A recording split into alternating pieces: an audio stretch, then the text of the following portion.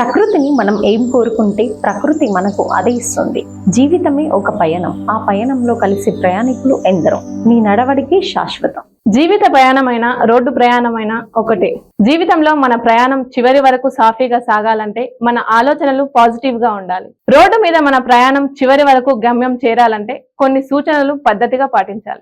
Road మీద అతి వేగంగా వాహనాలు నడపరాదు. మద్యం సేవించి వాహనాలు నడపరాదు. హెల్మెట్ లేకుండా ప్రయాణం చేయరాదు.